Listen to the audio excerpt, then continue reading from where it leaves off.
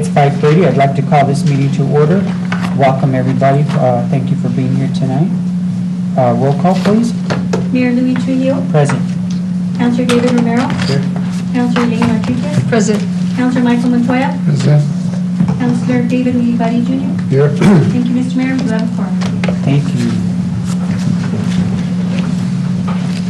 Pledge allegiance to the flag of the United States of America and to the republic for which it stands, one nation, under God, indivisible, with liberty and justice for all. I'd once again like to take a second to recognize the passing and put him to rest today, Councilman Mr. Carlos Gallegos, and to his family, and we just hope that his family is blessed. Also for a good friend of mine who died this week, Benito Benzo Martinez, musician from Santa Fe, went to school at Highlands. I'd like to recognize his family.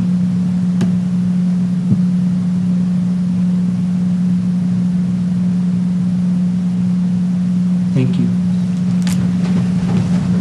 Mr. Mayor, I make a motion to approve the agenda as presented.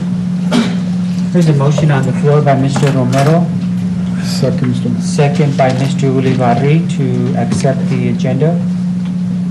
Roll call, please. Councilor Montoya. Yes. Councilor Rodriguez. Yes. Councilor Romero. Yes.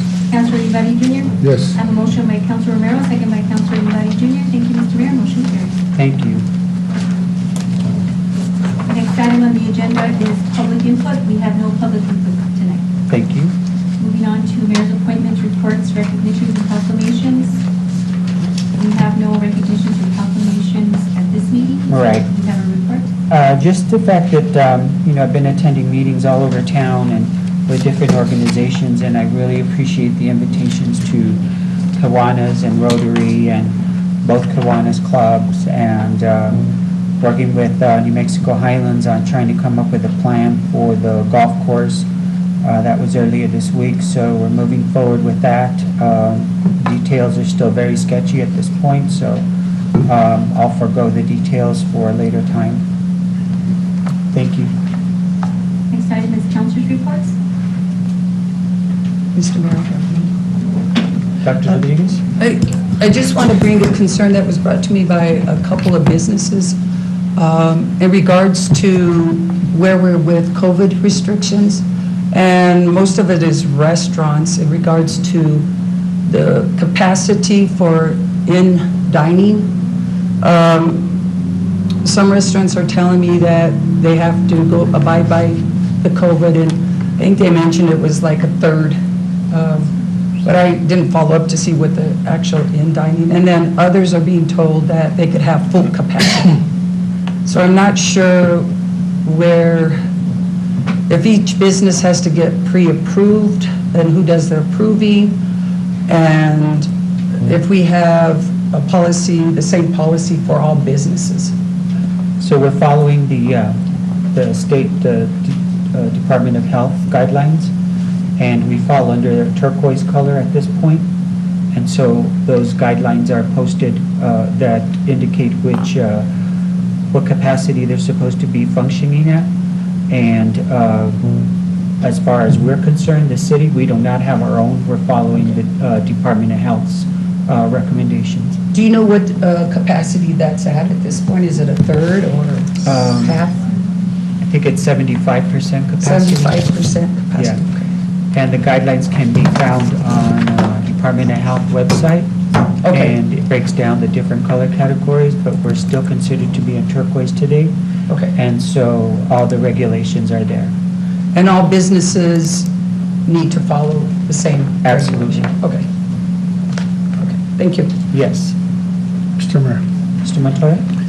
I'd just like to notify, and I'm sure they already know about it, Mr. Taylor and you and myself, Mr. Mayor. I guess we got an email from Santa Fe from the New Mexico League, and a letter from Linda M. Trujillo, New Mexico Regulation and License Department, if you recollect. And we need to come up with an ordinance This is something pertaining to the cabinets, Cannabis. cannabis. Marijuana. Yeah, marijuana, yeah. Anyway, counties, cities, and towns need to come up with their own ordinances related to the time of business, locations, minimum distance between schools and daycares and so forth. And apparently, they're wanting then this kind of like ASAP so that they can put it into practice because it's already law. But apparently, every city, county, and town is going to be, they're going to let them do the choosing and the letting mayor and councils do the directing as to what they want in their communities. So I think that if mayor and council agrees, we'll give direction to the city manager and or city attorney to start working on that. And like you did with the scooters, give us an update and then also ask for everybody's input and see if we can create something. Thank you, Mr. Mayor. Thank you. It's my understanding that Albuquerque has a really good ordinance that they propose, so that we don't have to reinvent the wheel on that. Thank you, Mr. Montoya. Anybody else? Mr. Mayor? Mr. Romero? First off, just responding to that, I know that in speaking with Scott was already kind of looking into that. It's kind of been ahead of the curve on that, so thank you, Scott. I know he was in contact with a few attorneys and some other information. But one thing that I want to bring up here tonight is that we're having issues, and I know that our guys are out and about doing the potholes as best they can, but, there's concerns in some areas that, there's some potholes that are getting filled and some right next that aren't. So I don't know if we could kind of address that. I know they've called me, they've called Councilor Ulibarri on that. So I don't know how we could address that to where we get it done in a, makes no sense to, make the trip twice when we could get it done in one spot. And I know, Danny, you've been trying your best to get them to do that, but I just want to bring it to the attention that it is, we're getting the calls again. The other thing, Mayor and Council, I'd like to see if we could, something that I think might help the PD. Albuquerque is putting out an RFP to do the speed bans. I don't know if maybe we could give direction to Chief Crispin. We are having those issues, and when we have, I know there's been certain spots that we have speeding, and he has to assign certain, officers in that area, and it takes them away from the streets. But that's something that maybe we could look into. I know in hearing the press conference from the mayor of Albuquerque, he was saying that it looks like they got something down packed. I know there was some legalities, prior, the way they did it before, but looks like they kind of addressed those issues now in their new RFP, so that's something that we could look into. I would suggest that. And then also, I just wanted to update the mayor and myself and Dr. Taylor. I know the caboose on the south end of town has kind of been an eyesore. We've kind of looked into seeing if we could house, some individuals there and kind of spruce that area up. So thank you, Dr. Taylor, and thank you, Mayor. And Councilor Ulibarri was also working on that. So thank you, and that should do for now. Thank you, Mayor. Thank you. Anybody else? Mayor, Mr. Mayor, Mr. Ulibarri? I do have a comment that Councilman Gomez said on the potholes. I got a couple calls on some of the residents on Bernalillo Street. They go and do a pothole, and they'll go and do what they just wanted, what the director tells them to do. But maybe 50 feet away, there's another pothole. So they neglect that pothole and they only do one pothole. So I don't know if they're out of asphalt or they don't have enough asphalt, but the residents call me and they say, well, there's a pothole 50 feet away and they didn't take care of it. So what I'm looking at is, since they're in that area and maybe half of the street or going down 50 feet, they could do that pothole, but I'm not sure they don't have enough asphalt to take care of that or what. But there's some concerns, not only on those streets, but on part of Ward 1, there's a lot of potholes in that area. I know that the street department is doing the best to take care of it, but I think they need to whoever's doing the work need to see if it's 50 feet away, they could take care of it right away unless they're at asphalt. So maybe Daniel, you can take a look at that and go from there. And thank you for taking care of the streets. Thank you, Mr. Lubadi.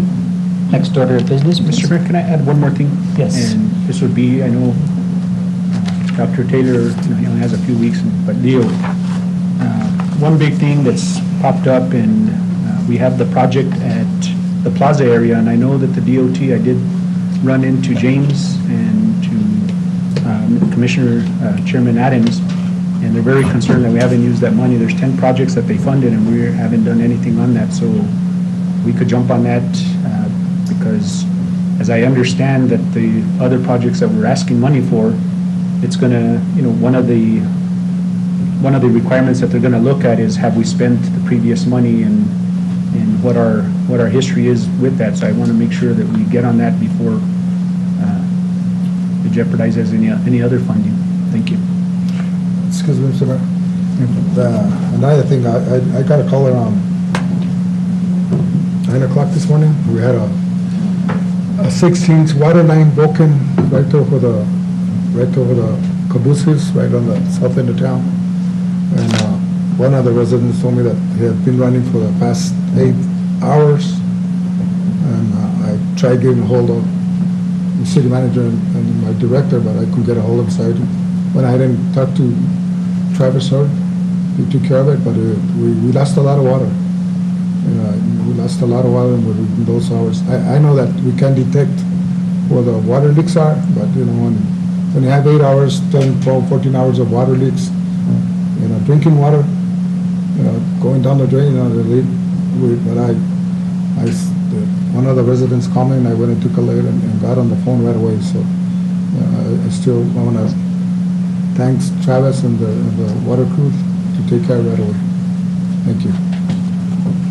Thank you. Next order of business? Mayor, we have city manager's report. Yeah. Mr. Mayor, I think that most of my comments will be directed towards the budget items. Okay. Very well. Thank you. Next order of business is finance report. We have Mr. Spatero, our finance director.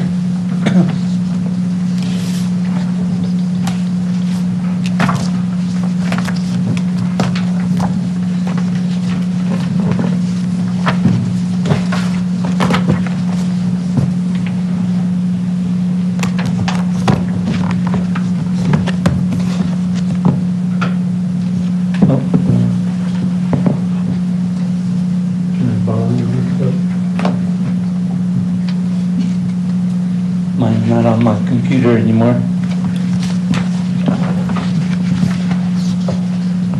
The report is for May 2021.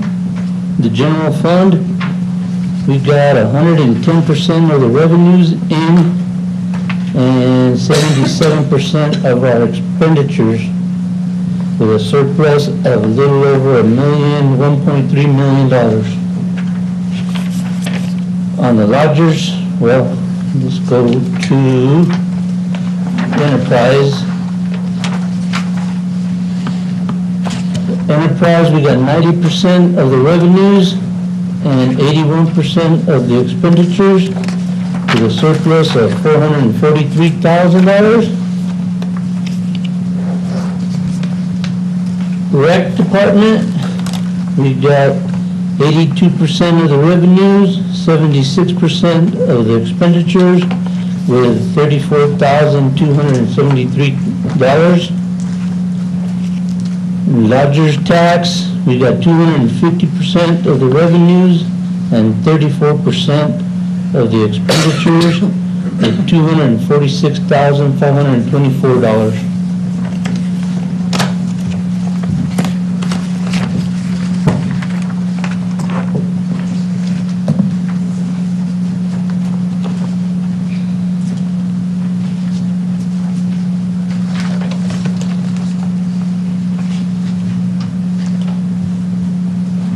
Jesus, on the lodger's tax revenue, and maybe this would be a question to Bill Hendrickson.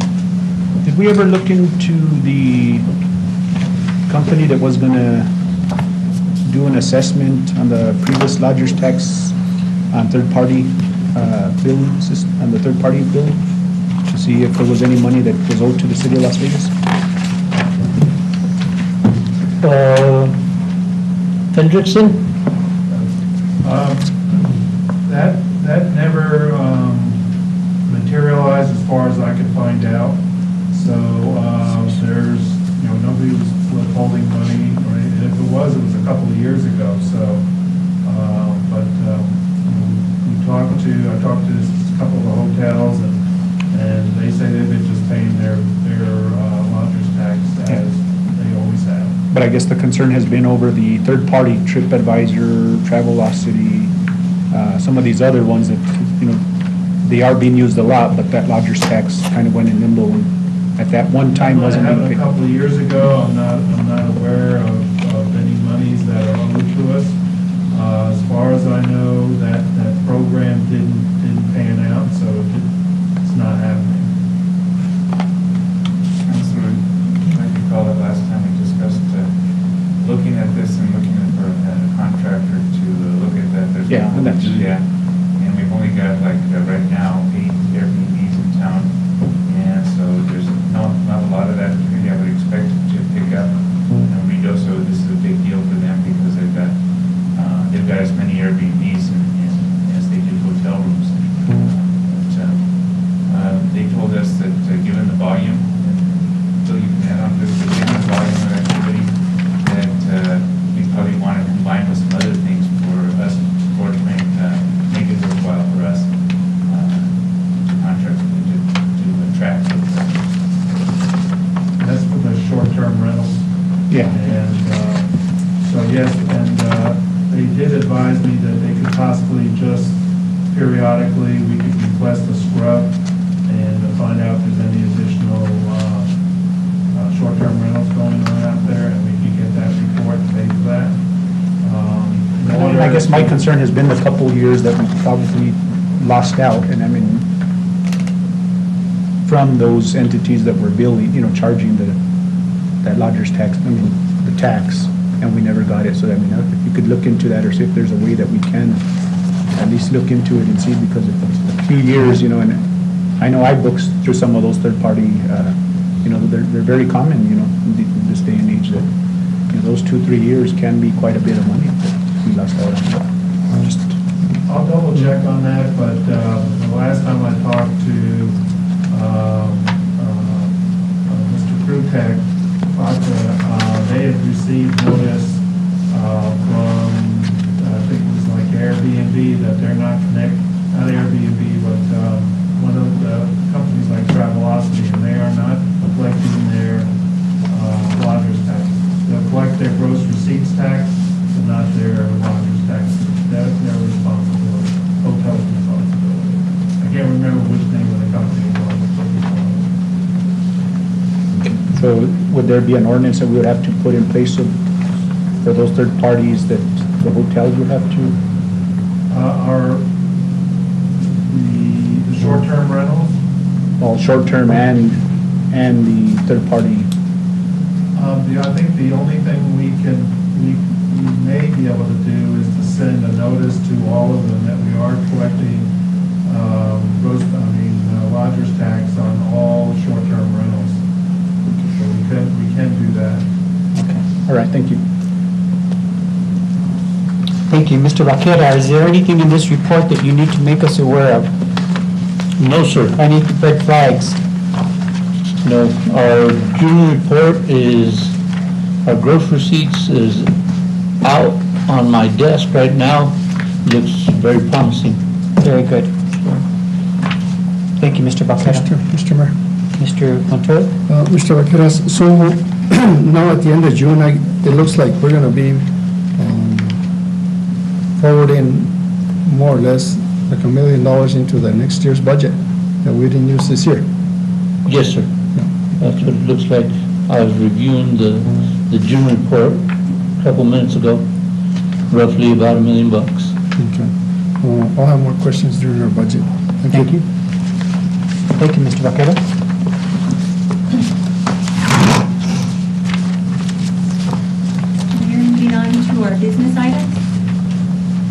first business item, request approval to enter into professional contract with Leo Maestas, who is appointed city manager at the June 9th, 2021 council meeting. Thank you. Commissioner? Well, we all know that Mr. Maestas was appointed and ratified as a city manager, and now it's time to talk about the contract and the terms. At this point, it's my recommendation, and council can hash this out, but I would like to move forward with a 2-year contract with Mr. Montoya, with Mr. Maestas.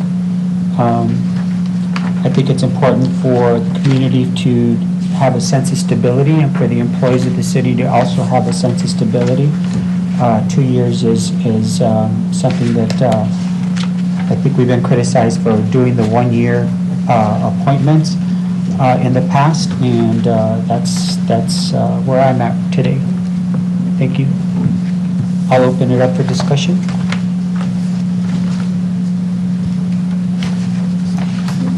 Mr. Mayor, I have a question. Yes, Dr. Rodriguez? Is it possible to look at 1-year review and evaluation of performance, and then based on that, the option to renew for a second year? My thing is that we're always, the city manager will always be scrutinized and evaluated. I think it's important that even if we move forward with a 2-year contract, that we would evaluate him at 1 year and make that determination. Okay. Do we need to place that in the contract? A formal? I assume that we would, because the contract term, right? The contract says that either party can leave with a month's notice. Either he can leave with a month's notice, or the city can make a decision with a month's notice, so it doesn't even have to be in the, but I don't think you need to add it to the contract if it's already, maybe discuss the contract.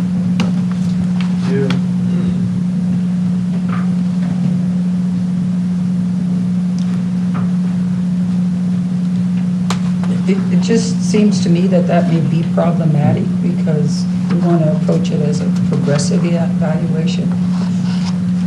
So if it's a progressive evaluation, you bring concerns to the employee and then give them a period of time to improve and address those concerns instead of terminating them within. That would be our only option at that point, correct? Well, the way it's set up now is that the city manager can voluntarily resign with a minimum of 14 days' notice, writing to the governing body. Of course, city manager serves at the pleasure of the governing body, so the governing body has a lot of options when it comes to if they want to remove a city manager. I guess the only other issue here, which Cassandra brought to my attention, was that the organizational meeting that's anticipated to be held in April and May of 2022, that played into this traditionally or historically, that there was some context there. My understanding is that there's a requirement that the city manager be reviewed annually. So I think the annual review happens triggered automatically, even though it's not in here. It's some separate requirements that we have for that annual review to be done. At that point, the council, I'm assuming the council would do the review, and the council could certainly talk about it amongst themselves and then make a decision there what they want to do contract-wise. But I know that this organizational meeting in 2022 in the spring, early summer, was a certain obstacle as well, just because of the way that, and maybe Cassandra might want to elaborate on that a bit more. If I may, Mr. Mayor, so in the past, it's the Bateman Act, it's a state statute, and being that we have an election coming up, the governing body may change, the seats may change, and the governing body is the one who has the authority to approve the city manager, of course, all the officers at that time. That is why all of our contracts only state up to that time frame, up to 2022 for the election. At that point, after that election is over, then you could do a 2-year. Why would, if the council's just going to approve the existing officers already? Because it might be a different council, because of the election, we have 3 positions that are up. Right. Come that election, so we might have a different governing body, even though you'll still be the mayor, the council approves your reappointment. Mr. Mayor. Mr. Montoya? I'm going to stick with my recommendation of 1 year, because, again, I think the clerk hit it kind of nail on the head. We experienced the last election. What happens when there's a runoff, for one, and also when somebody comes in to their seat late, they have no authority and they have no really say-so onto who's already here.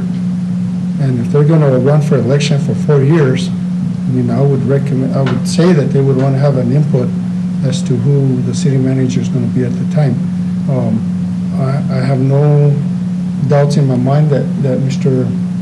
Maestas is going to be a good city manager. And I don't see, as long as he proves himself and we do have an evaluation for him at the end of the year, I don't see why we can't hire him again for the 2 years that those members will be at, or that we and the mayor will be at that time. So that would be my recommendation. Other than that, I think the contract is a good contract. We've spoken to Mr. Maestas already, and I think I spoke to the attorney, our city attorney, and he agrees that the overlap of 2 weeks is okay. Having 2 city managers for 2 weeks. Bill, he did want to do a smooth transition, which he's doing. And I recommend also that we go ahead and extend his, maybe his contract, or do an RFP for another 15 days, so the new city manager can have a more transition in the budget and so forth. I guess, I don't know, at that time, if it'd be appropriate to add it onto the motion or not. Well, that's just for the record. We won't have 2 managers. We'll have 1 manager. As of tonight, we'll have 1 city manager. Bill would stay on as a additional employee. Okay, because on the contract it says Mr. Maestas starts on June 17th. That's tomorrow. Oh, okay, I'm sorry. Bill won't be manager as of tonight. Okay. Mr. Mayor? We'll just survive his Mr. Mayor? contract. So how would that work? Because right now, Dr. Taylor has a contract till June 30th, so you would void that contract, or what would you? No, he stays on, but we only have 1 acting city manager. What will happen is Bill will serve in kind of a consultant role, just so that we have enough. So we don't have to end Bill's contract tonight. His contract automatically will expire at the end of the month. But his contract says city manager also, so technically we do have. You've got 2 people currently employed under a city manager contract, but you only have 1 person serving substantively as a city manager. The other person serving as kind of I guess a consultant, is for a lack of a better word. So yeah, we do have 2 people that are under contract as city manager. So couldn't we, I mean, if Leo's going to come on, wouldn't it be the legal right to do is cancel his contract and give him a second contract to? I don't think you've got time to give notice and do that before the end of the month, to cancel this one and to approve another one. You've got 2 that are running simultaneously. There's nothing that prohibits that. There's nothing in the charter. There's nothing that prohibits having 2 outstanding contracts that overlap. But as a director, I mean, technically, if I was a director, I could come and say, well, basically both are their boss, on contract-wise. Contract-wise, they're both. I mean, you can internally make a decision about who's going to be serving substantively, making the decisions as city manager, and who's going to be a consultant. mean, a director's not gonna be able to come in and say, I'm not taking orders from Mr. Maestas, I'm only taking orders from Mr. Taylor. That would be grounds for disciplinary action From whom? from the council. City manager. Do they split the pay?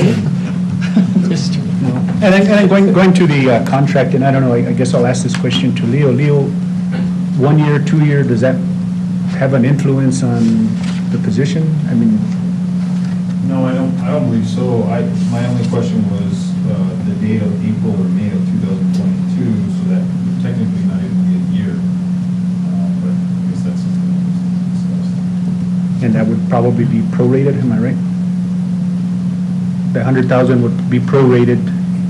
It's going to be prorated. I think that date is just because of the reason that Cassandra gave, because of the election, it would just be renewed again. The rate would still be the same, just be renewed at that point. I mean, there's, positives and negatives, to, I know in my capacity, in a 1-year contract, you keep everybody on their toes. They know that they have to, basically produce and do a good job, which, I know Leo's gonna do a good job. And then giving a 2-year contract, it also shows stability, and I think that's probably what the mayor is asking for here. It shows stability, and it shows that this individual has the backing of council. Because if, it shows that, and I know we've had this in the past, where we have individual employees or directors that say, well, I've been through 10 city managers, nobody's gonna tell me what to do. So kind of giving that 2-year, you do have that benefit to, hey, well, this guy's gonna be around unless he basically messes up. But I think, there's, I see the two sides of it, but I mean, I'm just one. I'm okay with, I think that, I truly believe that Leo's gonna stick around for a while. But, I mean, that's just my input on that. I don't know how you guys feel.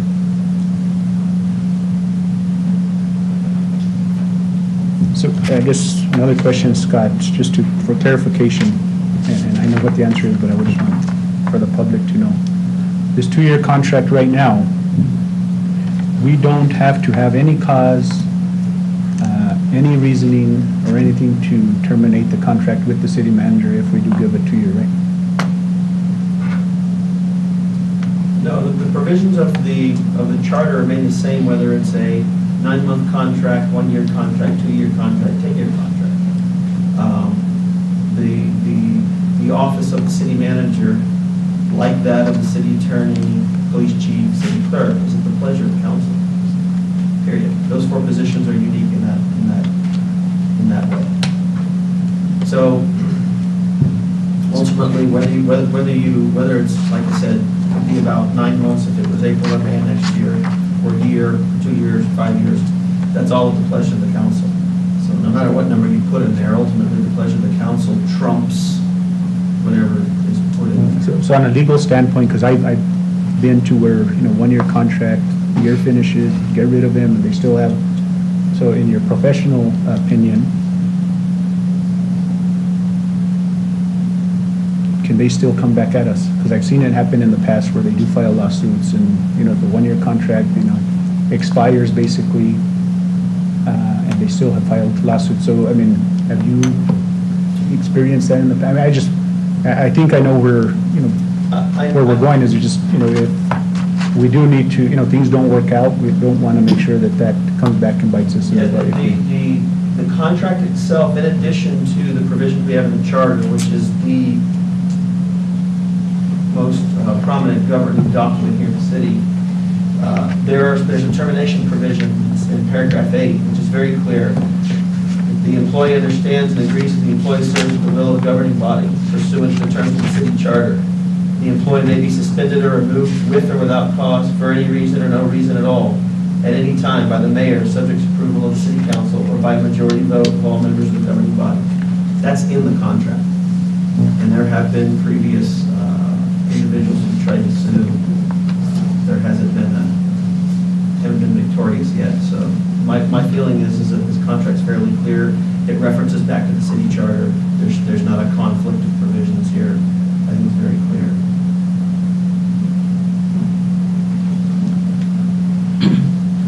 because of that Bateman Act, which is what Cassandra was talking about, that was the reason for trying to offer it through that organizational meeting, because there may arise some issues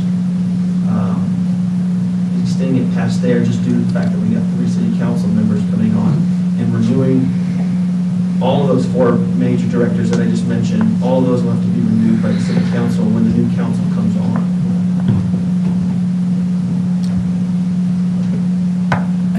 I'd like to just comment. Those are reasonable arguments in regards to Councilman Montoya and how Cassandra extended the discussion. And given that 3 new council members may be reelected, it just seems reasonable to do a year contract and then based on the performance, and I assume he will do very well, then it won't be a problem to renew for a second year. Those are my, so I would support a 1-year contract also. I'll entertain a motion. What's the pleasure of the council?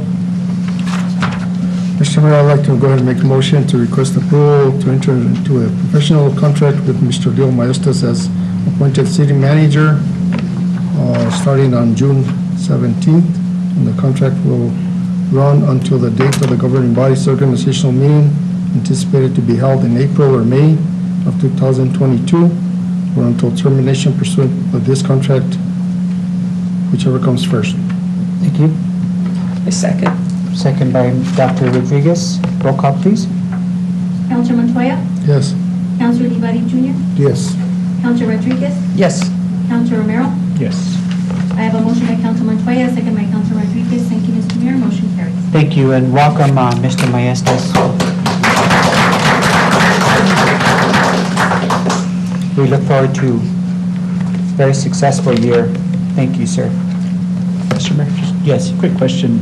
So Leo starts tomorrow, all the paperwork and that, HR and that's already taken care of? Is good to go, or? I believe. So I think that a lot of it's taken care of. There will be some orientation for him on Monday. That's going through all of the documents. Okay, so as a city councilor, who's my city manager tomorrow, I guess? Tomorrow, he's the city manager. You know, I know when I've been unelected. So typically, I mean, I just want to make sure that we're covered HR-wise. Yes. So, HR's not here. HR's not here, but I've had that discussion with him today. We'll have all the paperwork completed by Monday, and essential things will be put in place tomorrow. Some of the review of like insurance policies and stuff. I have a question also regarding, so the projects that we've been working with you, because I have a project with PECOS and all of that, There'll be continuity in all of them, so. yeah. I'm gonna, I will serve Mr. Maestas to try to promote continuity, so we're gonna go meet with every director, with every community organization, and if we want the councilors to go over the projects that we have going on. And that was the reason for the retreat as well, is to ensure a seamless transition.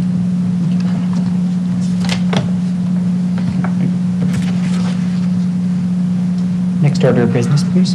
This is item 2, presentation and request for approval for the city's participation in the demolition of the building at the intersection of Bridge Street and Camino de las Escuelas. We have our utilities director, Maria Gilbert. Good evening, Mayor, Councilors. Hello. Welcome, Maria. So the city's been looking at an opportunity to widen Camino de las Escuelas. This is the road that leads to West Las Vegas schools. I've spoken with the city manager, the West Las Vegas superintendent, the City of Las Vegas fire chief, and the City of Las Vegas police chief in regards to this concept of widening this road. And this area has several safety issues and areas of concern. The fire chief expressed concerns with the abilities for his vehicles to be able to make turns because it's kind of a skinny road there. The police chief did confirm they have they've had some accidents and a lot of near misses. which is a safety concern for teachers, students, and parents. I guess there's also homeless that are living in that building that we're talking about contributing to demolishing. It is a dilapidated building. Staff have also expressed concern with congestion when film crews are working in this area. And the West Las Vegas administration expressed concerns for their buses and traffic issues. So we had some discussions, and the preliminary discussions with the owner of the property was to see how the city could gain a little bit of extra space to widen the road to 24 feet plus 4-foot wide sidewalks to meet ADA. The property owner had expressed that they did have plans to have that smaller building demolished and restore the larger building so they could use it for multiple businesses. So as we met with the property owner, we went ahead and the city received a cost estimate for demolishing, and the property owner got a separate cost estimate. One was $38,000 and one was $48,000. This is due to the likelihood that there are some materials in this building that are going to have special disposal procedures, possibly even disposed of out of state. So with the expected cost, and there's 3 walls that have to come down, the city is considering, or was talking about possibly helping with about $15,000 to demolish this building. The property owner would handle all the requirements with the historic preservation to make sure that there was no issue with demolishing. They've already started those conversations with the State Historic Preservation Society. The property owner is also going to be required to make sure everything happens before we would transfer any funds to the property owner. And they would be required to make sure they have all proper permitting. After clearing the site, we've already mentioned to the property owner, we expect it to be about 800 square feet that we need, but we're not committing to that right now. We want to meet after the building has been demolished and go out with our engineers and actually lay out physically how wide we need the roadway and the ADA sidewalks and curb and gutters. So that'll be finalized with our engineers. At that point, the property owner would donate the property to the city. So this would not be a sale of property to the city, it would be a donation to the city. And we already have an engineer who's working on the Plaza Bridge Street project, so that street was already going to be worked on with this DOT-funded project. So this is an opportunity to take this road and instead of just repave it, actually widen it using the existing DOT funding. So that engineer would work with us on being able to get the surveys done, ownership transferred properly, and update the plans and specs. Our engineer is already aware that this is a possibility, so they're prepared to move forward once we give them direction.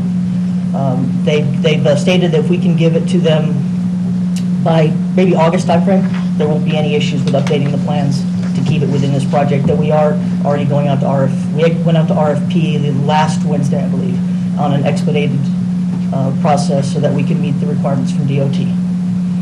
The benefit to the city and the community is the removal of the dilapidated building, which impacts visibility, has numerous safety concerns. We widen the road, better access for school buses. In addition, we'll have additional GRT and utility service revenues from the new businesses, and we will be able to address ADA access issues. And again, I'd like to say that there is support for this from the West Las Vegas superintendent and our fire chief and police chief. So I'm requesting approval from the city council to move forward with supporting this demolition. Sure. Maria, I have a question for you. Is there a possibility of, would there be enough space for public restrooms? That was not part of any of our discussions. I would want to have that conversation knowing how much space we would need to see if it would substantially change the dollar amount due to the additional space. So I wouldn't discount it. This property owner has been wanting to work with the city on this to be able to demolish the building for their benefit.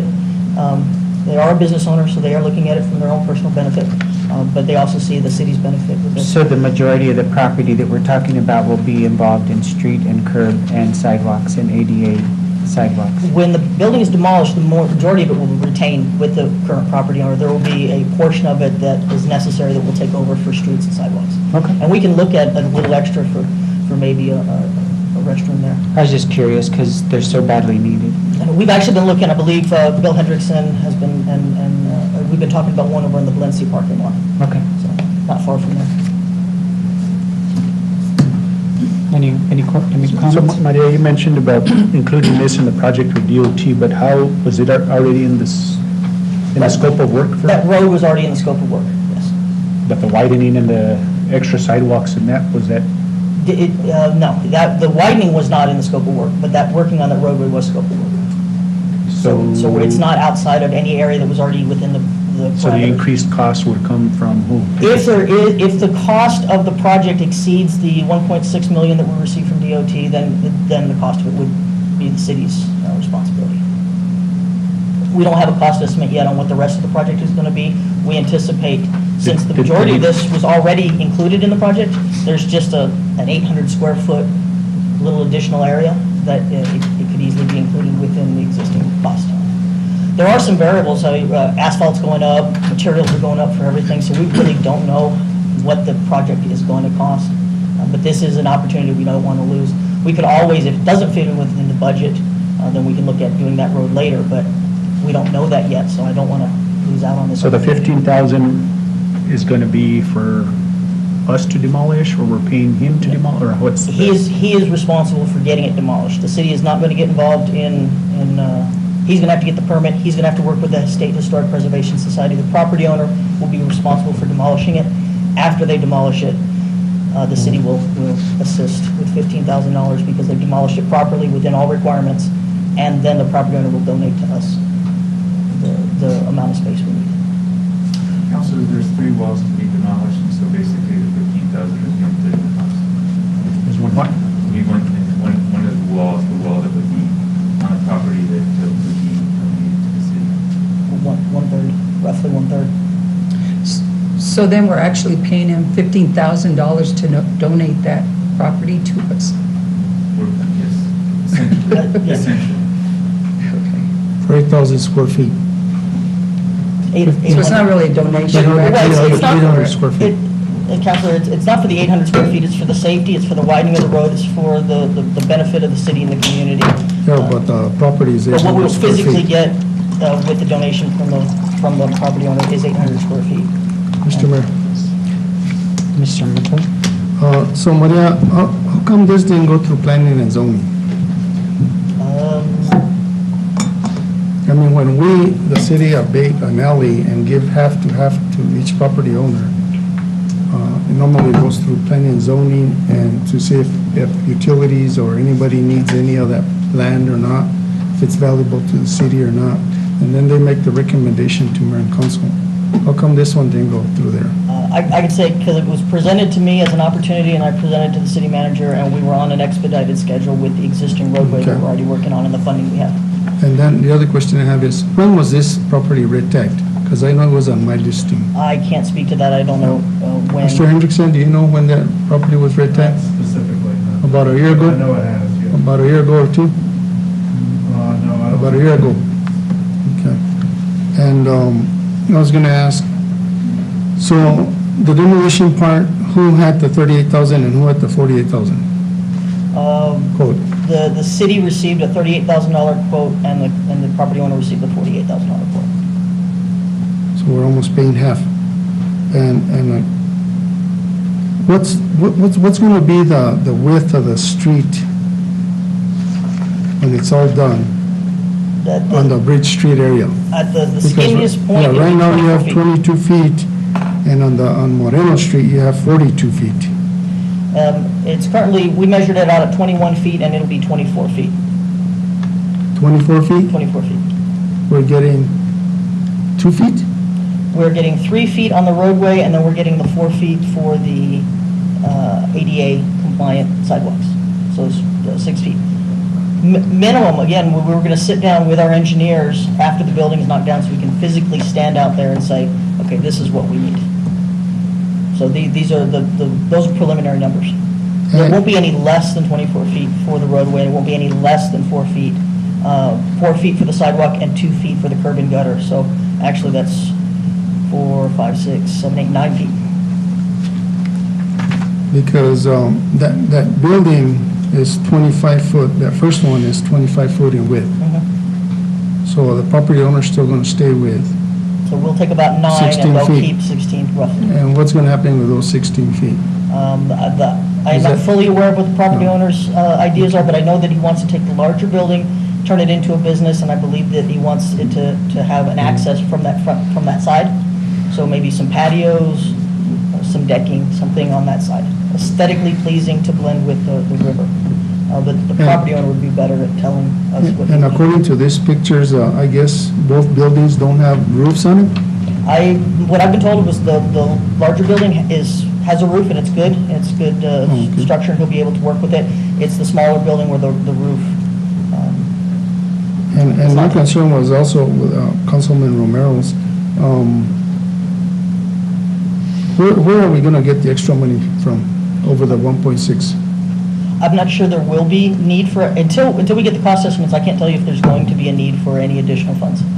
That's, with the majority of this project having already been funded, we're talking, again, the 4 feet sidewalks, and the 3 feet of roadway and the 2 feet of curb and gutter. The 2 feet of curb and gutter was gonna be done anyways, and the 21 feet of existing road was gonna be done anyways, so we're only talking about a small section in And addition. why can't the owner just donate the 800 square feet? That would be a question that the owner should ask, not myself, but when I did talk to him about that, he's a business owner, and he wants to do something with his buildings, make them safe, do some work to turn them into businesses. I'm not sure many business owners donate their own, The city does. and the city in a business. The city, whenever we do abatements, which we should have already been working on some, like on front of Ledgers and other places, to get rid of those properties that are just a liability. But, I would see this project as a good project if it was the same width that it is on Moreno, 42 feet. And to me, that would just leave the owner probably 5 feet on the front, which I don't think that's acceptable to the owner. And it would align more with Valencia Street.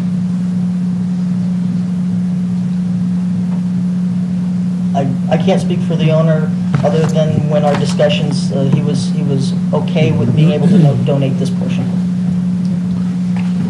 Mr. Mayor, Mr. Olivari?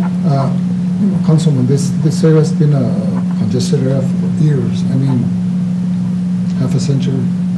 This presentation here is going to give that street a wider turn. I don't know if you've been around there when the buses are going through there, or pedestrians are going through there, or the parents taking their kids in through there. There's a lot of congestion in that area. Once they line up this place here, this area, it's going to be for the benefit of our citizens, our kids, our buses. I do understand about the property owner, that how much he's going to have the city give us, or he's going to give us, or whatever. But we need to wind that area out. It's I think it's one of the worst areas in the plaza area that needs to be winded. And I don't disagree with you, Councilman. My question is, are we, I don't want to go in there and just wind 4 feet. I mean, I want to make it wide enough for fire trucks, wide enough for buses to go in and out. And I'm thinking we're going to need at least 20 feet in order to do that. On the front side. Right, I don't know what. To add, to make it more I think even you're to talking the about 9 backside. feet wideness, We're talking about 3 feet for the roadway, 2 feet for the curb and gutter, and 4 feet for sidewalk. Additional fee. Yeah, additional to the current. Now, the fire chief said that they do make that turn, but basically they can't make that turn with any oncoming traffic. So giving that 4 extra feet, the fire chief said he would like that. The property owner, the other thing is we can go and have, as I said, once the building is knocked down, we can stand out there and go, okay, we said we wanted 4 feet, 2 feet, 1 feet, 3 feet, whatever we wanted. We'd like to do a couple extra feet, and we can still have a communication with him. I would guess he's not going to go from 20 feet additional, but just based on the feeling that I get with communications, he's got a plan for this for business reasons. Mr. Gurule? So basically, on this roadway, it's gonna be a full reconstruction on this road. So the bottom, it's like bottleneck, so we're basically gonna run it pretty much straight into the bottom width. So it is gonna be wide.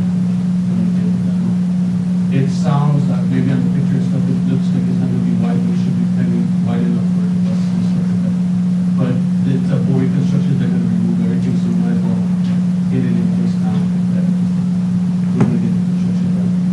Thank you, Mr. But you're Green. only adding 4 feet at the bottleneck. No, it looks like it's 4 feet, it should be wide enough, because the bottom of it has like, it is like 30. It's 42 feet, the Yeah, bottom. the top part of it, but the bottom where it bottlenecks like this, it's like, what was it, 30, it's out closer to 30 feet. So we're basically gonna run that straight line all the way across up to Bridge Street, and that should take care of 40. Well, that's 42 feet at the bottom. Yeah, it's gonna be, yeah, when we went out there, looked at it, we should be able to do it If pretty you- quick. If you're gonna line it up to straight, you need 20 feet in the top. Yes. Well, it's hard to explain, you have to see the building, the portion that we're gonna be asking for is wide enough to where we should be able to be close to that. Danny, can you come up, Mayor? Sure. Danny, can you come up, please? That's why it comes Just so we over. can all, we're all talking about the same thing. So, Danny, when we measured it, it was 21 feet here, and then 2 feet for curb, and then we did the 4 feet for the Yeah, so if you 88. go over here at the bottom where it bottlenecks like this, we're gonna go ahead and widen this straight over here where we're gonna tear down the wall. So it should be pretty close to the same width as the bottom. Yeah, but the bottom is 42 feet. Yeah. That's not what the property owner is agreeing to. Okay. The street So is that's 42 why- feet. This is what the property owner was agreeing to, the 21 feet plus 4 plus 2. Okay, Or so, the yeah, because it's 24 gonna be about this way. So it's gonna come down like this? Mr. Mayor, just my comment, and, I mean, I was there at West Las Vegas when we sold the property, it didn't work out, and I know they put it up for sale again, and I believe it went for cheaper. This is the way I look at it. I think it probably sold for less than 40,000, 35 maybe, somewhere around there. So the way I look at it is we're paying $15,000 for 3 feet. I mean, for whatever feet, it ends up being, but, I mean, if that's the case, maybe we're better off offering him the, whatever he paid for it and do the whole thing. Probably better off, do it right, Yes. because as it is right now, you're gonna need 20 feet up front in order to line up that street straight, because in the back you're 42 feet, in the front you're 22 feet. That's 20 feet It's- difference. The discussions were not to where they would line up, so they were not to where they would line up. That means you only asked 5 feet away from the next building. And the discussions were because he wanted to knock that building down and leave enough room for whatever he wanted to do adjacent to his longer building, that there was an amount he could donate to the city. But it was approximately 9 feet. And again, when we go out there, we can stand out there and say, our engineers say we need 10 feet, 11 feet for a fire truck to be able to make this turn. We can still have those discussions. He's agreed to It's gonna that. be 20 feet, I guarantee you. Because you got 42 in the back, I think if you're gonna align it. to the discussion with them. So is that on the table, purchase the whole thing? From my discussions with him, I would say no.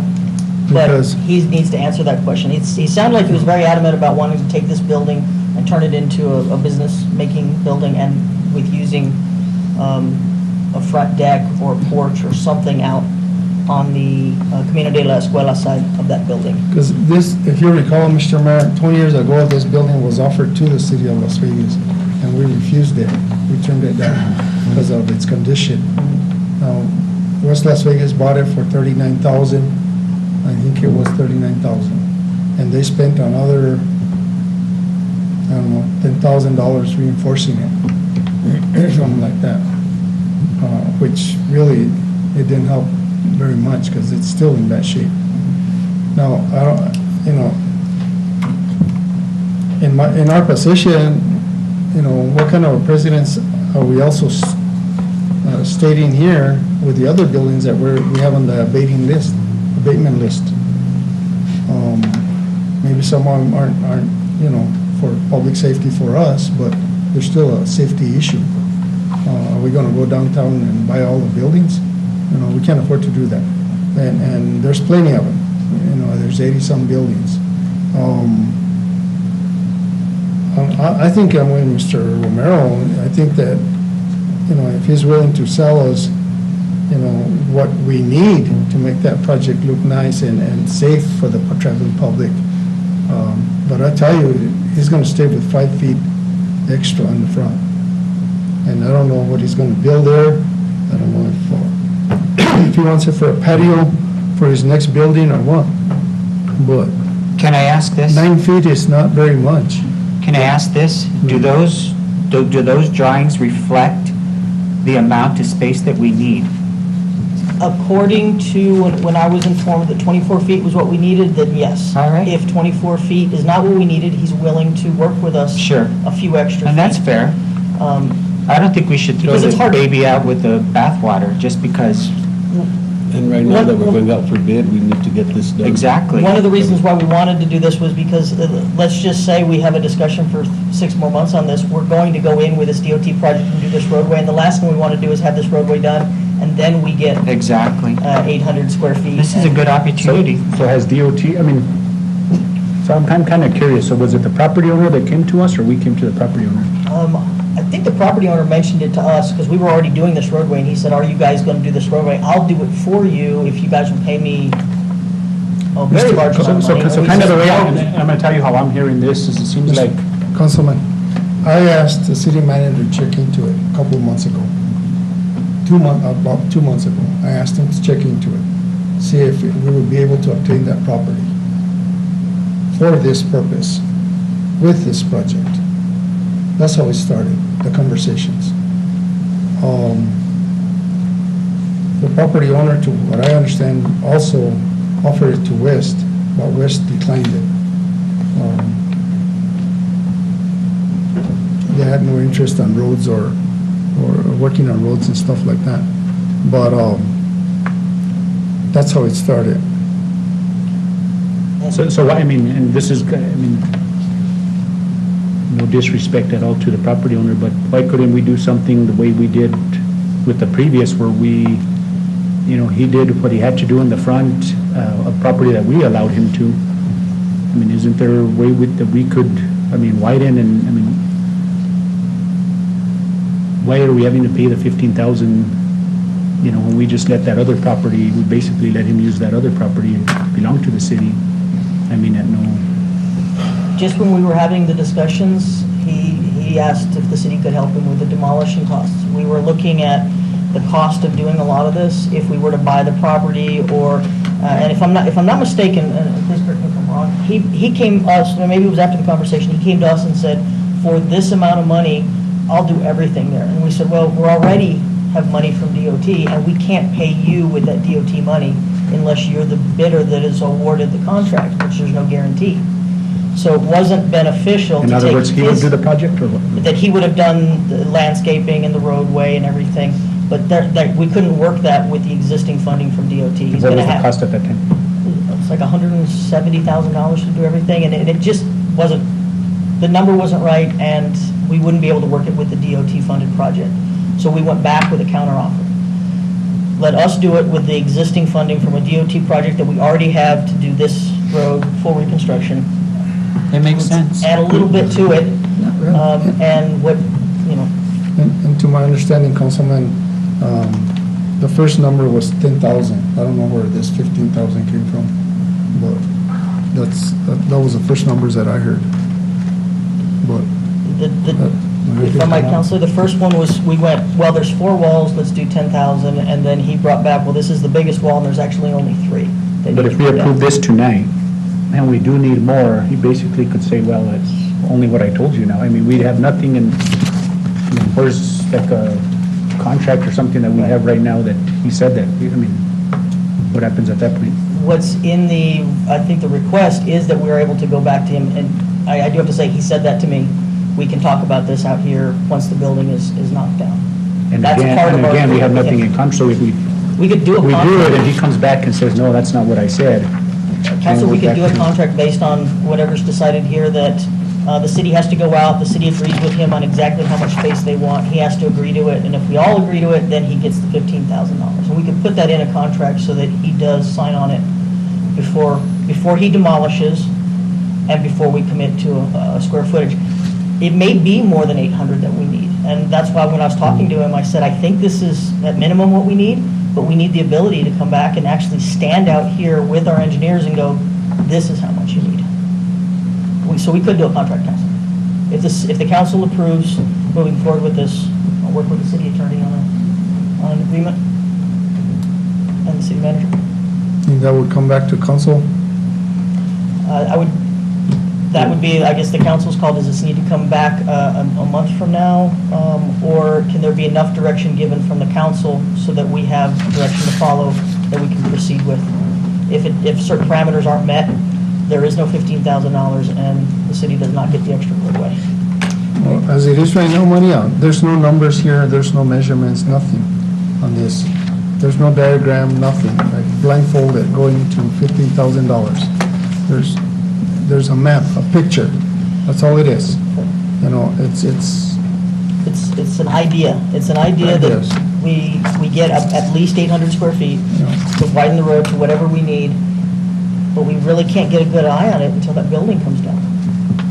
But we don't, the city doesn't have to commit to paying the $15,000 unless he meets certain requirements that the council can specify today. I And wouldn't want- Danny, and how much time would we need for him, if we do go ahead and approve this here tonight? How much time do we need to give him, so if we do a contract or say, okay, this is what we, give the specifics in this contract that, Councilor Montoya is asking for, that there is no bottleneck? That's what you're asking for, right, Mr. Montoya? No bottleneck on the road whatsoever? Is that fair? No bottleneck? Yeah, and you're gonna need 20 feet. Would engineers' verification on that suffice as to what, if an engineer says, traffic engineer says this is what you need, would that dimension suffice?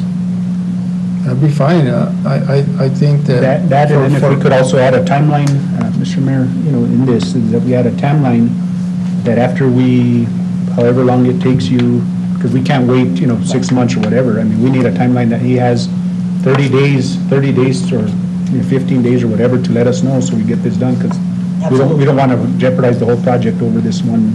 Currently, the project's continuing as it is. If I can't get something to the engineer, I would say August sometime, then we're not going to be able to adjust the plans in time. The engineer won't be able to modify the plans. So is that fair, Mr. Counselor? No bottleneck? No bottleneck. No, let's do it right. If we're gonna do it, let's do it right. But it's right. I mean, but the drawings they're presenting, or the space they're saying that we need is right. My comment on this also is, I mean, I agree with Councilman Montoya and Councilman Romero, is that the way it's designed here, unless the picture is not a true representation, you have it narrow the first part and then it widens the second, and it makes sense to just have it the same width across that road. And Council, that road is currently that way. It's narrow at the beginning and flares out. The balance is a property owner is willing to donate, so how much property do we want them to donate? Or are they willing to donate before it impacts whatever plans they have? And I understand he's willing to donate, but in actuality, we're paying him to donate. We're paying him $15,000 to donate, and it may be more, because you said it depends on. Right now, it's $15,000. I think if we went back and said, well, we need twice as much road, I'm going to guess that number's going to change, because now we're talking about half of the other two walls.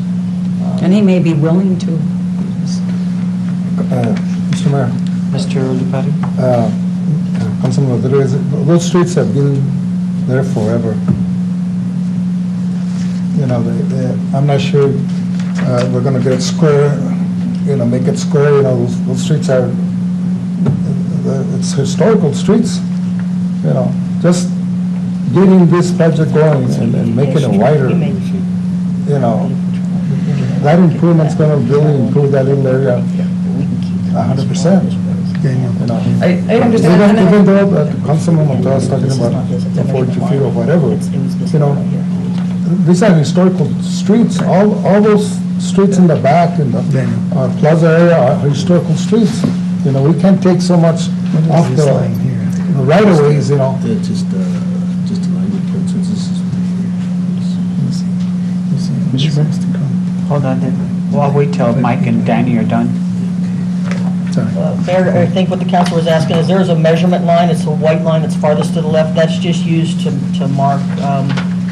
It was used as a marking the parameter, but that's not where the end of the property line is at. So that white line I think was used when they were just doing some measurements on the 74 feet from the front to the back of the building. If you'll notice, there's a 74 in the middle of that building. Yes. That's what that white line is. That one white line nearly to the middle of the building does not have anything to do with the width of what we're talking about. Gotcha. But I do Mr. know the Romero? property owner's willing to work with us a little bit. Mr. Romero? So I guess this might be a legal question for Scott, or maybe Bill or Jesus, depending who. So the purchase, I mean, would this be legal property purchase, or what would this be considered legally? The way that they're trying to arrange it now would be a donation to the city.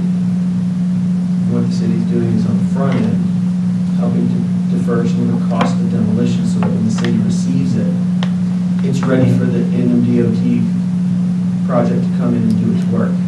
We just buy it, which I have to say, that offer is not on the table as far as I know from the discussions. Yes, and that's kind of where I want to make sure that we're, The discussions is that property owner doesn't want to sell it. He's willing to work with us, but, I mean, we're all kind of, I think the discussion I've heard is got an assumption that maybe we can just buy it. But that was never discussed or brought up. Matter of fact, my understanding is that the property owner doesn't want to just sell it because he, as you can tell, the long width of the building there, he wants to open that up to the Riverwalk. So that's going to require him to have some amount of footage inside of that building in order to put different offices or whether it's restaurants, barber shops, whatever it is in there. So that's my understanding. And I think where I hear kind of the talk crossing is that, we want a little more. We got to figure out, what he has planned in there and how much we can get. I don't believe that taking the whole thing was even offered. I don't think that's an option. But legally, the way that they have it structured would be donation. And this is the other thing the city's doing here. but either way, I mean, even for any proposal, I guess legally, shouldn't we have had a proposal or an offer, whether it was a donation or a sale? An offer on it, I'm not. I mean, basically offering the donation to the city. Well, that's forthcoming, right? I mean, I don't understand. Do we need to get a proposal for him to donate something to the city? Yeah, like an offer that basically says, I'm offering such and such, or is that where we would come with the contract that we're asking for? We can draft our own contract and say, this is our offer. If you want to donate this, here's our offer. I mean, when someone donates something, you don't have to accept it. We're saying, we're going to accept it, but these are the circumstances that we're going to accept it under. So you kind of addressed it, but there's also a timing issue. To go through a sale process would take much longer than we have available to, break ground for this project and get it all done in time. Isn't there also a limit as to how much you can buy? That is how much you can buy. Like how much of a property you can buy? Is there a limitation on state statute for that? Not fair market value? it's fair market value, whatever the property owner says it's worth. So can we use our abatement money for this? Well, we're hoping that that it will be covered by the cost will be, can we use the abatement money? Yeah, we can use abatement money for this. But we have enough abatement money, we have to check on it. But we'll be So discussing. do we there's no- red tag it and then abate it? There's And who no, donates it?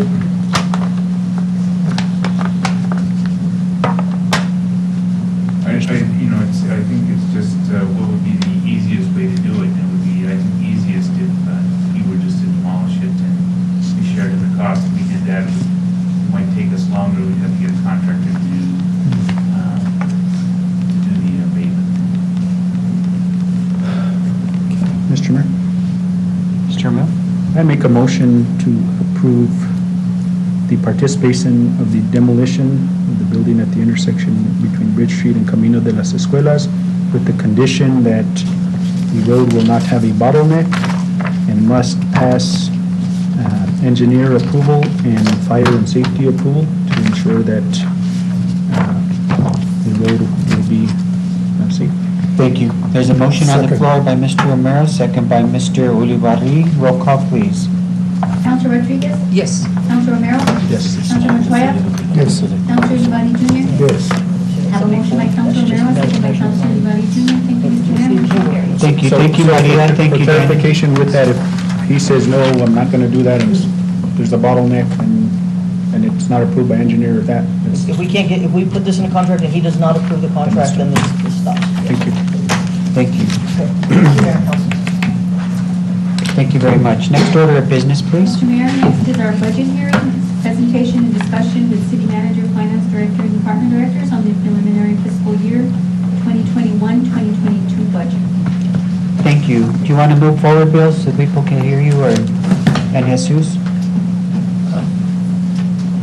I have a question regarding clarification on the budget. At this point, do we ask detailed questions, or do we just get an introductory to the budget and then we dissect it more at the retreat? I think for the purpose of this evening, it's to conduct a hearing. So we would be able to ask those questions at this point. And you're getting ready to submit the budget, right? And so that's the reason why we're having a hearing. We need to have a preliminary hearing, but we did not submit the budget until the end of July. Mhm. And so we have plenty of time to make adjustments and so on. And it's very important to understand that we did emphasize that this is preliminary. There's a lot of things that need to be corrected in it. There'll be adjustments made based on discussion here and discussion at the retreat. So it's very preliminary. Okay, thank you.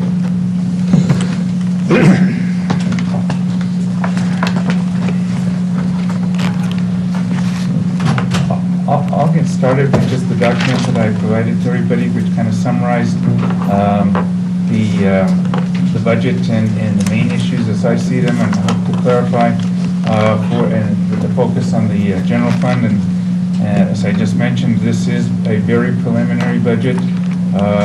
There are errors in it. There's typos and other things, but it provides a very good starting point, I think, for us to be for us to move forward. We did discuss this at a hearing with the Finance Committee. We reviewed the main points in the budget, and they approved they made a motion to approve the preliminary budget, knowing that, again, that it is very preliminary. So I'm going to make a few points as we go forward. The first is that this budget as presented, and I think any subsequent budget is a balanced budget. And if you look at that recap sheet, you can see that the beginning budget cash balance is $6.3 million, and the ending balance is $6.27 million. The anticipated general fund revenues is $12.7 million, while anticipated expenditures is $12.6 million. So you can see that the budget balance What is. document are you referring to, Bill? Is it the one, the additional one that? Actually, if you look at on the screen, it's that very first line there. But if you look at the recap in the budget document, the recap page, Where is that? it's the Second tab. tab. Thank you. Yeah, I got it. Okay. So you'll see where that very first column, it says unaudited beginning balance is $6.3 million. You add to that the investments, you add budget revenues, you subtract out the transfers, which in this case is a positive transfer to the general fund. You look at budgeted expenditures, and you see the ending balance is $6.27 million, basically where you started, so that indicates that it is a balanced budget. Another way to look at it is if you look at the general fund revenues and the transfers together. So if you add the $11.8 million plus the $892,000, that gives you $12.7 million, and the budgeted expenditures is $12.6 million. So again, it shows that this budget is balanced, the revenues matching the expenditures, the proposed expenditures. And of course, when you do budget work, everything's an estimate, and we don't know exactly how much money is going to come in. We don't know exactly how much money is going to spend, but this is what we would be budgeting and what would be allowable expense. And we make adjustments through the year, like we did this year. We had a midterm budget adjustment. We will undoubtedly need to do that again next year, because one thing we're going to have coming forward in the middle of the year, or not quite the middle of the year, but in April, is the marijuana money. And so we'll have to adjust money budget at that point. It also is a good reason why we can be very conservative on our revenue estimates and still take care of all the things that we can within that amount of money. So the second point is that if you look at general fund reserves and cash balances, and that's really that very last two columns in that very first line, where it says, it says estimated ending cash balances. That's that $6.27 million we just talked about. The Department of Finance Administration requires us to keep a minimum of 1 month's expenditures in reserve. So that's, so we put that 1 million there, and that leaves us with $5,222,000 in cash balances. Now, important thing here is, well, how much do we want to have in cash balances? And we probably want to have more than the 1 million that's required by DFA, and our financial advisors have suggested that we keep a total of 3 months. So really, we're looking at needing to keep probably something a little over $3 million, right around $3 million, and that means that we would have about $3 million that we could spend on non-recurring things. The non-recurring things like buildings, equipment, repairs, all of those kinds of things. And that's something, we'll need to discuss at the retreat or in some forum about how we want to, how much do we want to bring that down to? Is having $3 million enough? That's what our advisors are suggesting. What kinds of things do we want to do with that $3 million? Is it money towards the dump truck? Is it money for fixing some of our buildings or patching roads or whatever the council decides is a good idea to do. So that's the second point. Just to go on and talk a little bit about the general fund, where the revenues are. So, revenues are always an estimate. And so he said, well, where do we start with the estimate? This was an abnormal year. And if you look at our trend over time, and Jesus and I've done that, unfortunately, in some ways, the revenues have been very flat, not falling, but decreasing at a very modest rate, like less than 2% a year, and so, which is basically inflation. So you look at that and say, well, we can be cautious. Let's go to the last year that was a full year, before COVID, and that means it was FY20, and we start off with that, and then and then we say, well, there's something else that we know that's going to happen. And what's going to happen is TRD is going to give us a distribution, taxation and revenue, will give us a distribution from the internet sales tax. And this $250,000 is based on their estimate. So they estimate how much is coming into the state, and then each municipality will get a share of that money based on its population compared to the state's population. So that's where we come up with that $250,000. So that gives us our total revenues. And so if you look at, again, if you look at this big picture, total revenues, you can see in that, on the revenue page, they go up by 3.7%. You have the expenditures going up by 3.2%, I think. So again, it's within the context of a balanced budget. The next thing I wanted to go over is just, one of the things is that our budget document, and we're going to work on, when we do a final budget, that we're going to add a little bit of context to things, because basically this is an accounting document, and if you're not well versed in accounting, and even if you are, I think it's kind of hard to follow sometimes. So I wanted to go over some of the main points in some of these budget line items. So if you look at the judicial branch budget, you see that it increased from $297,000 to $343,500. That's an increase of $43,000, and that money will be used to hire another clerk for the court. Then going down, we look at the governing body. That budget is completely flat. The mayor's budget, it shows an increase of 67,000. That money was the money that we talked about for hiring a PIO. That probably is going to have to come up a little bit because when we actually did this budget initially, was to hire a part-time PIO. I think probably it might be another $20,000. And then there's a question, should this position be in the under the mayor's budget, or should it be under the city manager? So we might want to make that change going forward.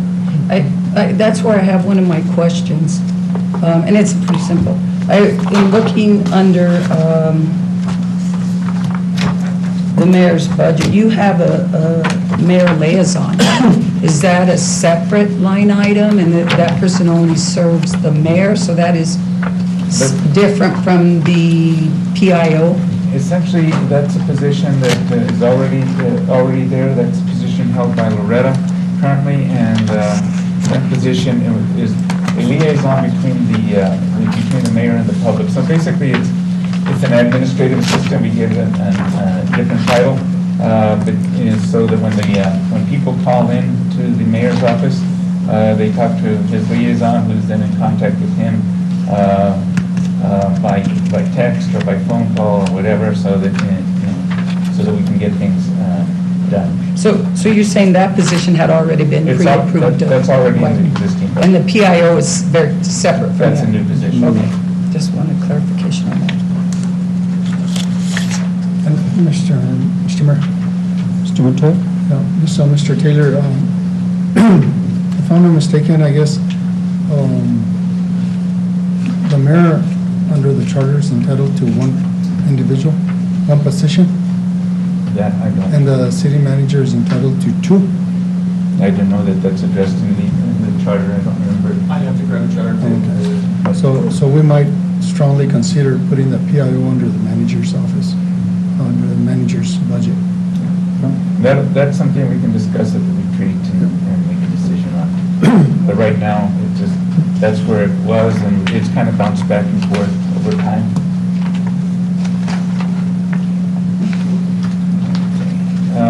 The city manager's budget here is essentially flat. Small changes due to the fact that people got small raises, but it's essentially a flat budget. If we go down to the city clerk's budget, it's increased by about $40,000, and that's mostly to cover the cost of the election that's going to happen next year. So that's $28,000. It's every other year, so this year we didn't budget it, but next year we do need to do that. And then there's also another $6,000 because, and Jesus can help me with this, but I think we need, that IT has told us that we need to upgrade our The new server. the new server. The existing server is not adequate. So it's basically the election plus the server.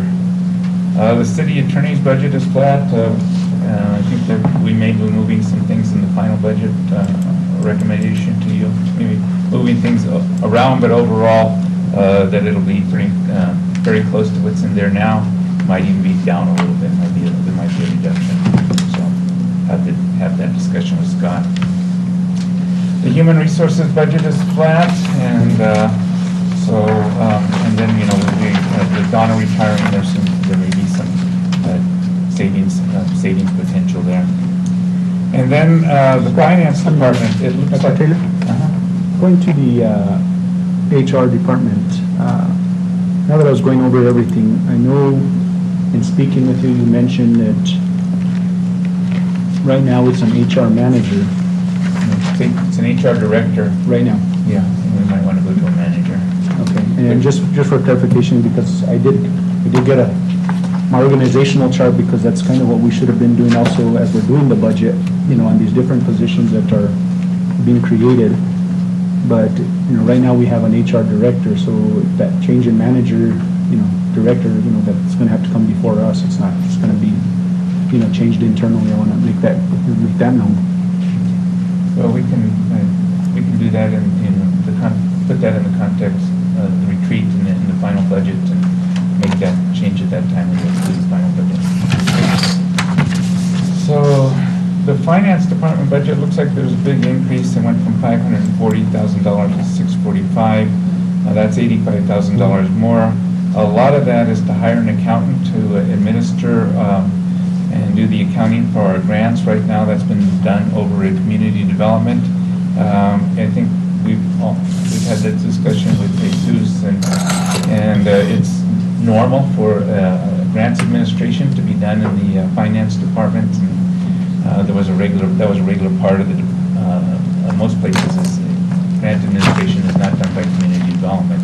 Now, getting grants written can be done by community development, but the administration of the grants should be over in finance. So we're looking to hire an accountant. And so we've got a budgeted an accountant for the finance department. And that person would be the grants administrator?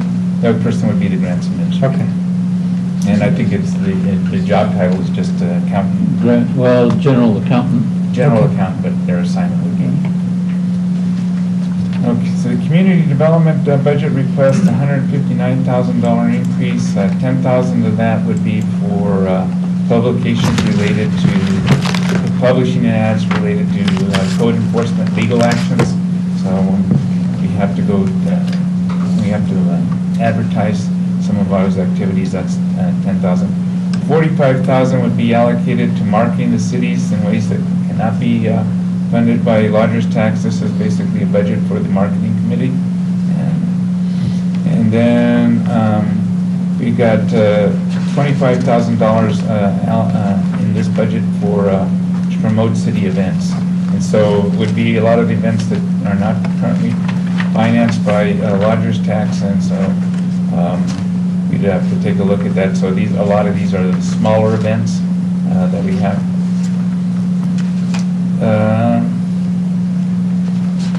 The police department, you'll see an increase of $363,000. Small amount, $30,000 goes to bring back the insurance deductible to what it was. We decreased it last year's budget from $60,000, I think, to $30,000, so we'd add that back.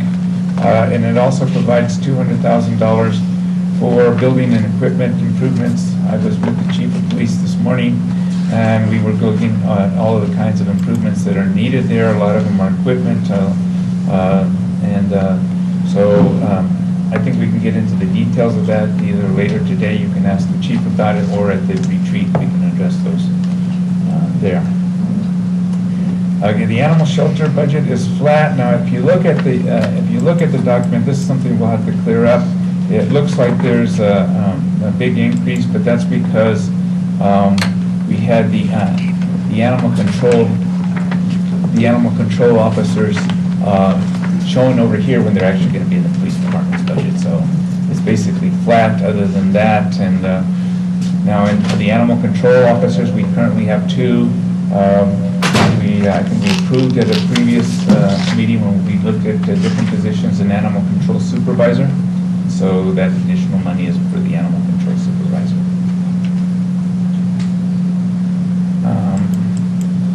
Public Works budget is increased by $41,000. $10,000 of that is to increase for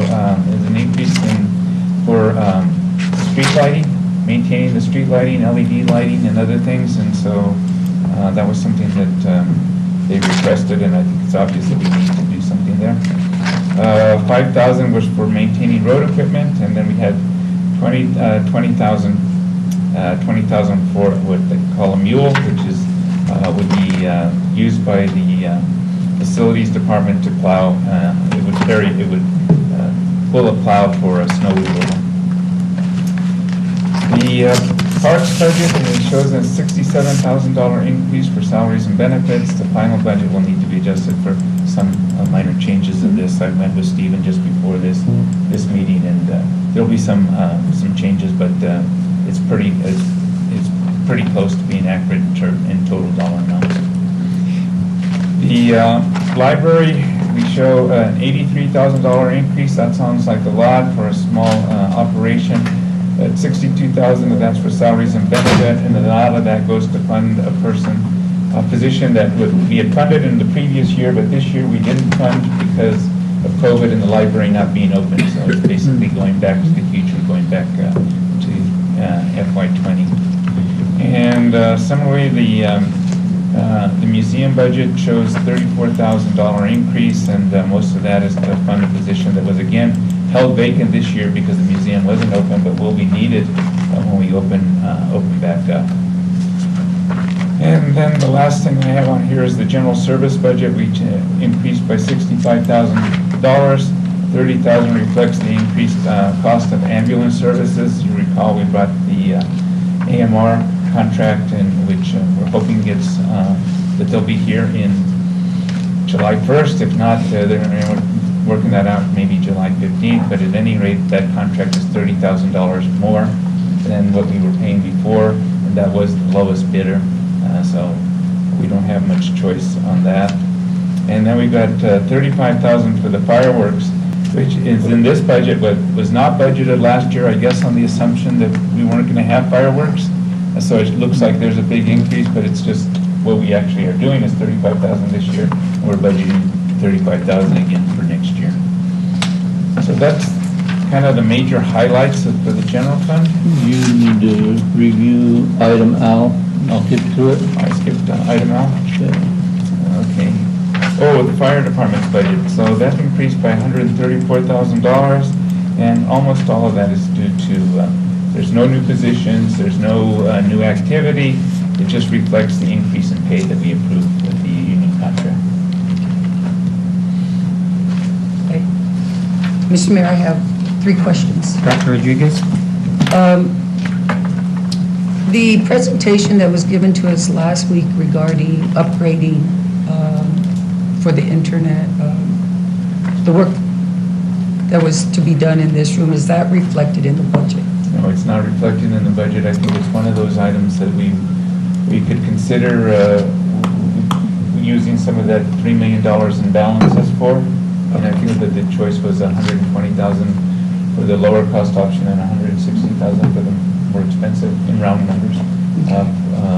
But we could look at using that non-recurring money. And we're going to look at also, I think at that meeting, we're going to look at the American Rescue Plan funding. We're going to get about $3 million for that, and look at what are the things we can use it for. And I think that this might be an allowable expense, but I haven't delved further into that. Okay, the second question I have, based on the audit that we previously had and some of the discrepancies in that audit regarding safeguarding, I want to, it's been a while since we had that audit discussion. To satisfy the audit, is that reflected? We plan to have, and let Jesus talk to that, but I think that our plan is to have all of the audit findings addressed by the end of the fiscal year. Yes. Okay. And we are already taking action to get the fire suppression system in place and make sure that our IT is protected. Okay. And my last question is, we've had multiple discussions in council, also individually, about bringing wages, livable wages for the city employees. Is that being progressively done over a period of 1 year, 2 year, 3 years? And what is the projected where we could get where they have a living wage? Because we talk a lot about. I like that. I like that you brought that up. I think it's something that we need to consider. I discussed it with the mayor. This budget does bring us to, so that we're in compliance as of July 1st instead of January 1st with the minimum wage increases and the adjustments we need to make there. But I told the mayor I wish we could do more than just the minimum wage. And so there is, we'll discuss some options and how we might want to do that. I've just been talking to the police department about some strategies for how we might be able to look at police salaries, but I think that that's something we can delve into in more detail at the retreat. And not just for the police, but also for all positions? Everyone. Okay, great. I like that progressive. And one of the reasons we don't put it in is because all these things have to be negotiated with the union. So, we can't just go in and decide this is what we're willing to do. We have to negotiate those things with the various unions. We have 3 unions to deal with. Okay. Thank you. Mr. Mayor? Mr. Romero? So Bill, reflective on this budget, is there any salary increases to directors, administrative staff, or anything? No, Counselor, the only increases that we've gotten, given to those folks is the amount where we remember when we negotiated with the unions and the AFSCME union, there was an increase for their employees. We gave that same increase, percentage increase to city employees. So that's, those increases are reflected in this budget, but no consideration given to additional increases at this time. Because I mean, you have the authority over directors, and mayor and council have authority over the clerk, I would like to. city manager, attorney. I think that's something that We're getting a study done on a pay study done, and we're going to use that as a guide. I think that we've all agreed that there are certain directors that do need to be compensated, and with increases and more than others, just because of the scope of their duties. And then and how their pay might compare to other people in similar positions in other similar sized cities in the region. So in the past year, Dr. Taylor, certain departments, you have the, I mean, this is, and you know, I know this was our first year, and now that I was able to compare last year's budget and this year's budget, I mean, the way I've always, and maybe Dr. Rodriguez can verify this, and Councilor Montoya and Mayor, but the mayor and council approve a budget. And that budget, yes, you have the authority as a city manager to give raises as you, feel is needed, but it must stay within that budget. Right. Okay, because I noticed some budget increases from last year's budget to this year's budget, and one of them is in PD. So I don't know, I don't remember us, allowing that as a mayor and council. I think you did bring it up after the fact, but I did see some other increases in there, and at a point in time that, we have the police union, negotiations, it doesn't look good on us when those, I mean, this is a public document, this budget is public. Anybody could look at it. It was given to many directors throughout the city, and, there was some raises that I'll tell you right now I'm not happy with, kind of surprised. I don't know how that happened, and I hope that, we could address that when we do have our retreat. There are some, it's unfortunate that, even within fire department, we have janitors making more than entry-level firefighters. I think we need to, really, I'm sorry if you're a director or, a manager or whatever, but you know what, at the end of the day, it's the guys in the trenches that are the ones that are doing the work, and I think we need to compensate, whether police officers, firefighters, and bring them up to par, because, I mean, do I want to become a janitor or a firefighter? Well, janitor's getting paid at the city, I don't know if I want to firefight him. Am I right, Chief, that you lost some firefighters in the past? Yes, sir, Council. So we're doing that. I know, in the budget, we also have, police officers. I know there was a discussion about adding additional police officers, but if we can't even fill the ones we have, can't we take some of those positions and kind of increase? Councilor, I just had that discussion this morning with the chief of police, and so we're looking at that as a possibility. I think because, 4 filled positions is better than 6 vacant positions that we really can't fill. So that's just one of the things I wanted to discuss at the retreat, and I just talked to the chief about it this morning. We talked about it again just before the meeting.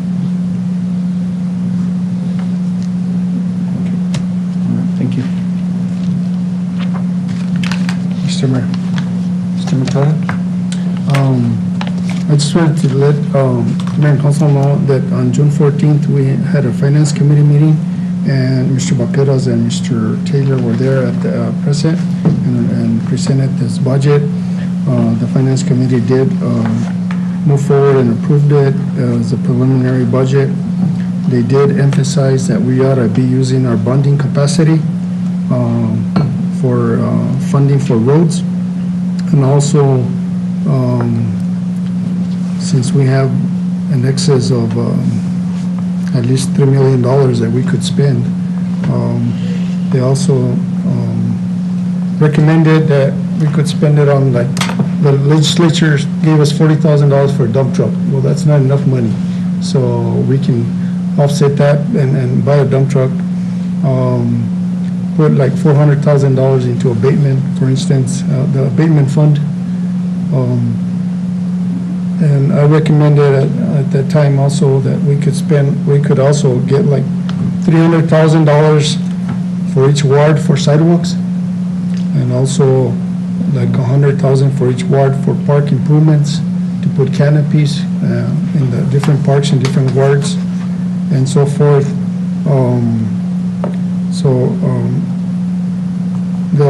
They also, I asked them to be involved in what things the city also needs out there when they go by through across town and they see this and the other, you know. Our city manager recommended last week that I guess the gazebo at Lincoln Park is going to need to be worked on or replaced, or so those kind of things that are like he mentioned before, that are one-time occurring fundings that we can do and improve our community and for our visitors. So those recommendations came from the Finance Committee. I really don't have any. The other recommendation they did have is that they didn't particularly care for this preliminary budget to have, or the original budget that will be passing, to have names named on their salaries. That's the recommendation they made. Are there actual names here? Yeah, Yes, there is. every department has names and their salaries on there. Now, I know that this governor, when she went in, she wanted to make everything transparent to the public, and she passed the law. And on your phone, you can pick up the phone, and there's a website on state employees that you can look up their salaries and their positions and their names. That was the Martinez administration. Yeah, I don't know. But either way, they recommended that shouldn't be important to anybody. And if somebody is wanting to know how much somebody makes or whatever, that should probably be something that has to go through the clerk for request of records. And The recommendation was that we still keep the S1s, but with positions and not names. Right.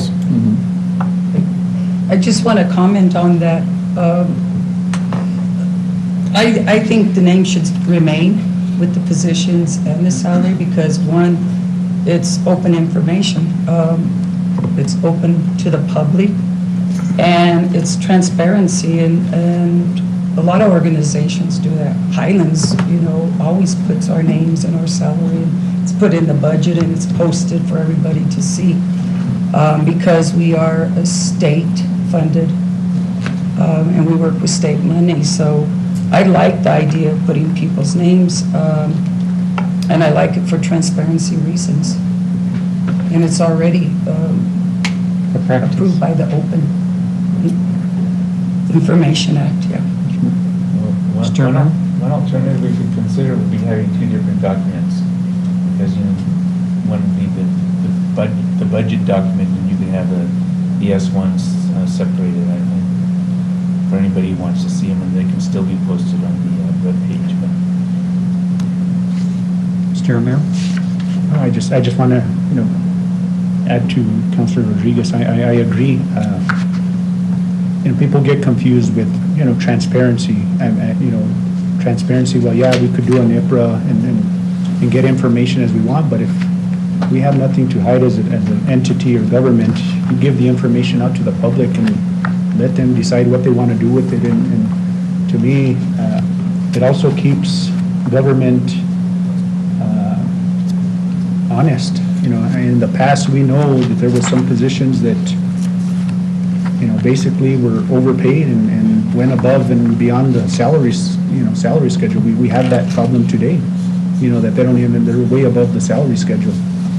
And by, I think, putting names, you can tell, you know, who are the ones that are getting those additional benefits or, you know, versus those that, you know, are coming through the ranks. And to me, I think that's something we need to fix as we move forward. We need to be, you know, those salary schedules, we need to be following them. We can't just be going off the salary schedule because we feel that, you know, we can, or because it is who it is. I'm sorry. And I know, you know, I know that Dr. Taylor's, you know, tried to do the best that he can, but I mean, there's still, I mean, we got to make sure if we're going to increase the salary schedule, you know, then let's do that up here. If we're going to increase budgets and give the city manager the leeway to go ahead and do that, then let's do it. But, you know, if the budget's set at a certain salary, we need to stick with it. And to me, I mean, if anybody wants to look at it, if somebody, you know, two hard workers, and I'll use this example, two hard workers in, you know, let's use water department, and they came in at the same time, I would hope that they're making the same amount of money and not, you know, the guy's not working as hard and he's getting paid more, because that, at the end of the day, that affects morale of the city. And I mean, if we were transparent and open, I think it keeps us a little more honest. That's my opinion on that. And Councilor, I think we've been pretty good about that, but I think that we did inherit certain things. They're mostly involuntary transfers. So when you transfer somebody, when you transfer them with their current wage. If they agreed to do it on their own, then they go down to the wage that's budgeted for it. But a lot of these were, and you know, I think that was in some previous administration, that was a common practice. We haven't done that. And so the intention for the retreat was also to discuss about the use of the surplus of the money. So collectively as a body, we'll come up with ideas as to how that money should be used and the bonding capacity at the retreat. I think that's a really good idea, and I've asked all of our directors, and I think it's a good idea for everybody to just kind of come up with a list and things, and so that we're playing multiple choice instead of trying to, you know, instead of trying to figure it right there off of the top of our heads. So for the record, sidewalks are the responsibility in the residential areas of the resident. The only sidewalks that we have are the ones that are in public, right? Public shopping districts and stuff. I had that discussion this morning with Scott. Right. And he was saying we would probably have, I think, I don't remember if there's we would have a anti-donation issue since our ordinance makes the responsibility as the resident. But we could change that ordinance. Yeah, but Bill, wherever there's no sidewalk at all, that's the responsibility of the city. For instance, 8th Street extension, for instance, that would be the responsibility of the city to install them. After they're installed, then from then on, I would say that the owner is in charge of them, and responsible for them. Now, if there's new development that comes with it, it should be up to the developer. So there's a lot of areas in our community that we do need sidewalks, ADA compliance also. Downtown area and 6th Street, 7th Street, all those areas need ADA. You know, Mountain View, Legion, you know.